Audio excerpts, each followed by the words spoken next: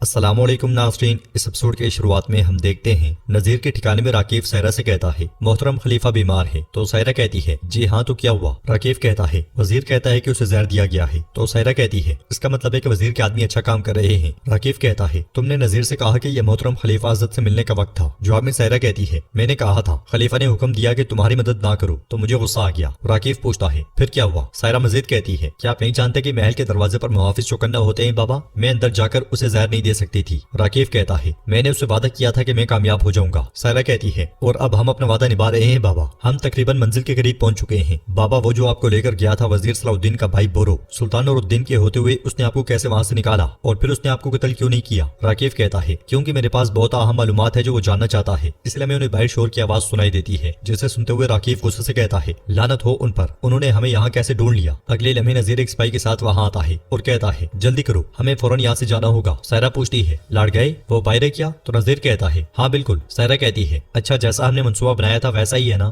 باہر بورو علی اور تراب سپاہیوں کے ساتھ چڑھ دوڑتے ہیں اور بدویوں کو کاٹنا شروع کر دیتے ہیں، وہ جرت اور بہادری کے ساتھ لڑتے ہوئے لاش پہ لاش گراتے ہی چلے جاتے ہیں۔ بورو کی دونوں تلواریں زبردست انداز میں گھوم رہی ہوتی ہیں، وہ سائرہ اور راکیف کو بھاگتے ہوئے بھی دیکھ جاتا ہے اور کہتا ہے وہ بھاگ رہے ہیں میں ان کے پیچھے جاؤں گا۔ خیمے سے نکلنے کے بعد نذیر کہتا ہے حملہ کرو، دشمنوں کو جیتنے نہ دینا۔ یہ کہتے ساتھ ہی وہ سپاہیوں کو کاٹنا شروع کر دیتا ہے۔ اسے لڑتے ہوئے دیکھ کر بورو کہتا ہے تراب اور علی تمہیں یہ مل گیا ہے۔ یہ کہتے ساتھ وہ سپاہیوں کو کاٹتے ہوئے سائرہ اور راکیف کے پیچھے بھاگ پڑتا ہے۔ شام میں وزیر عماد سلطان کے پاس آ کر کہتے ہیں ہمیں اطلاع ملی ہے کہ ماریا کومینوس امارلے کے ساتھ شادی کے لیے قسطنطنیہ سے کچھ روانہ ہو گئی ہیں۔ یہ سن کر سلطان کو بہت غصہ آتا ہے اور وہ کہتے ہیں اس نے بازنطینی شہنشاہ کی بھتیجی سے منگنی کر لی اور اپنا مقام حاصل کر لیا، چنانچہ وہ قدس کے تخت پر بیٹھ گیا اور اب وہ اس سے شادی کے ساتھ آخری مہر لگائے گا۔ اور اس کا اہتمام کس نے کیا؟ تاجر راکیف نے۔ یہ کہتے ساتھ ہی سلطان کھڑے ہو جاتے ہیں اور غصے سے کہتے ہیں اوہ بورو کاش تمہیں معلوم ہوتا کہ آپ کے اعمال کا نتیجہ کیا ہے۔ اصفہانی انطاکیہ میں کشتیاں تیار کرو، آئیے دیکھتے ہیں کہ ماریا کومینوس جہیز میں کیا لائی ہے۔ اصفہانی پوچھتے ہیں میرے سلطان کیا آپ ان کی آمد کو روکنے کے لیے کوئی منصوبہ بنانا چاہتے ہیں؟ تو سلطان کہتے ہیں اگر ہم روک نہ بھی سکے اس میں تاخیر ہمارے لیے فائدہ مند ہوگی اصفہانی۔ یہ سنتے ساتھ ہی اصفہانی چلے جاتے ہیں۔ ادھر ہم دیکھتے ہیں کہ راکیف سائرہ کے ساتھ آگے آگے جبکہ بورو ان کے پیچھے پیچھے ہوتا ہے۔ آگے بڑھتے بڑھتے وہ دونوں اپنے راستے بدل لیتے ہیں اور بورو راکیف کے پیچھے نکل پڑتا ہے۔ ٹھکانے پر علی اور تراب سپاہیوں کے ساتھ بدویوں کو جہنم واصل کر رہے ہوتے ہیں۔ علی بلند آواز سے کہتا ہے اگر تم میں ہمت ہے تو اور مجھ سے لڑو صحرائی چوہو۔ نذیر بھی اس کے سپاہیوں کو کاٹ رہا ہوتا ہے، تراب کی تلوار بھی آب و تاب سے چل رہی ہوتی ہے۔ سپاہیوں کو حملے کا کہتے ساتھ ہی نذیر پتلی گلی سے نکل پڑتا ہے۔ یہ دیکھ کر تراب علی سے کہتا ہے چلو علی ہمیں انہیں پکڑنے کی ضرورت ہے۔ یہ کہتے سنتے ساتھ ہی وہ بھی بھاگ پڑتے ہیں۔ ادھر ہم دیکھتے ہیں کہ بورو پیچھے بھاگتے بھاگتے گھڑ سوار کو گھوڑے سے گرا دیتا ہے اور خود گھوڑے سے اترتے ہوئے کہتا ہے اب وقت آ گیا ہے کہ تم اپنی تباہی کا سامنا کرو راکیف۔ یہ کہتے ساتھ ہی وہ اسے جا کر سیدھا کرتا ہے مگر وہ راکیف نہیں ہوتا۔ وہ غصے میں اسے پوچھتا ہے تم کون ہو اور راکیف کہاں ہے؟ وہ سپاہی بورو پہ حملہ کرنے ہی والا ہوتا ہے کہ بورو اس کا گلا کاٹ ڈالتا ہے مگر پیچھے سے سائرہ بورو کے سر میں تلوار کی اتنی مار کر بے ہوش کر دیتی ہے۔ ناظرین اس کے بعد ہم دیکھتے ہیں کہ وزیر صلاح الدین تاجر الیسا کے ساتھ شام محل میں داخل ہوتے ہیں۔ آگے بڑھتے ہوئے الیسا کا سپاہی اسے کہتا ہے شام کا محل ان کے کہنے سے بھی زیادہ شاندار ہے استاد الیسا، اور بازار بھی بہت رونق والا ہے۔ وزیر صلاح الدین بھائی بورا سے کہتے ہیں بھائی بورا اچھے سے کہو کہ محافظوں کی کسی بھی حرکت کو فوراً بتائیں۔ الیسا میں چاہتا ہوں کہ آپ تاجر راکیف سے رابطہ کرنے کا کوئی راستہ تلاش کریں۔ الیسا کہتا ہے اگر آپ کا بھائی اسے پکڑ نہیں سکا تو وہ ضرور قدس میں ہے۔ وزیر صلاح الدین کہتے ہیں اس کی طرف ہونے کا کھیل کھیلو اور مجھے ان کے منصوبوں کے بارے میں معلومات فراہم کرو جو وہ بنا رہا ہے۔ الیسا کہتا ہے جو آپ کا حکم۔ وزیر صلاح الدین اسے مزید کہتے ہیں اس کا اثر و رسوخ تمہیں بیوقوف نہ بننے دے کیونکہ اس بار اس کی قیمت تجارت نہیں بلکہ تمہاری زندگی ہوگی۔ الیسا کہتا ہے ہماری وفاداری پر شک نہ کریں وزیر حضرت، تاہم ہمیں اپنے ساتھ آپ کے ایک آدمی کی ضرورت ہوگی جسے وہ نہ جانتا ہو۔ وزیر صلاح الدین بھائی بورا سے کہتے ہیں لطیف کو خبر بھیجو، اسے اس فریضے کے بارے میں آگاہ کرو۔ یہ کہتے ساتھ ہی وزیر صلاح الدین آگے بڑھ جاتے ہیں۔ قاہرہ میں آگے بڑھتے ہوئے شمسہ قاضی فاضل سے کہتی ہے وہ کہتے ہیں کہ مہربانی کسی وجہ سے مصیبت لاتی ہے۔ قاضی فاضل کہتے ہیں فکر مت کرو شمسہ، وہ بندہ کون ہے جلد یا بدیر پتہ چل جائے گا۔ شمسہ کہتی ہے میرا ایوا لوسیہ کی موت سے پہلے ہی ہل گئی تھی، میں اب کچھ جاؤں گی، یہاں تک کہ اگر میں ان کے جنازے میں نہیں جا سکی میں آخری بار اس کے ساتھ رہ کر دعا کرنا چاہتی ہوں۔ میں امید کروں گی کہ میرے جانے کے بعد آپ لیلا کی دیکھ بھال کریں گے۔ قاضی فاضل کہتے ہیں ضرور، سفر محفوظ ہو شمسہ، راستے میں محتاط رہیں۔ یہ سنتے ساتھ ہی شمسہ آگے بڑھ جاتی ہے۔ کچھ میں آگے بڑھتے ہوئے چاتیون کمانڈر سے کہتا ہے چلو فوراً نکلتے ہیں۔ تاجر راکیف کے فرار سے زیادہ میں لڑکائی کی کامیابی پر خوش ہوں کیونکہ اگر وہ ناکام ہو جاتا تو ہم سب ناکام ہو جاتے، مگر ان کے روانہ ہونے سے پہلے ہی لڑکائی راکیف کے ساتھ وہاں داخل ہوتا ہے۔ انہیں دیکھ کر چاتیون کہتا ہے میں بہت خوش ہوں کہ آپ بچ گئے تاجر راکیف، مگر یہ کیسے ہوا؟ تو راکیف کہتا ہے چالوں کے ساتھ۔ یہ کہتے ساتھ وہ اس لمحے کو یاد کرتا ہے جب ایک سپاہی نے اس کا لباس پہن لیا تھا تو سائرہ نے کہا تھا میں اس کے ساتھ جاؤں گی اور دشمن کو گمراہ کروں گی۔ میرے بابا لڑکائی کے ساتھ کچھ جائیں گے، ہمیں جلدی آگے بڑھنا چاہیے، جبکہ راکیف نے بھی اپنا بیس بدل لیا تھا اور سائرہ نے اس سے کہا تھا میں وعدہ کرتی ہوں بابا کہ ہم کچھ میں ملیں گے۔ یہ کہتے ساتھ ہی سائرہ اس سپاہی کے ساتھ خیمے سے نکل گئی تھی۔ یہ سب کچھ جانے کے بعد چاتلیون کہتا ہے انہیں للکارنا آسان نہیں ہے، آپ کو اپنی بیٹی پر ناز ہوگا۔ تو راکیف کہتا ہے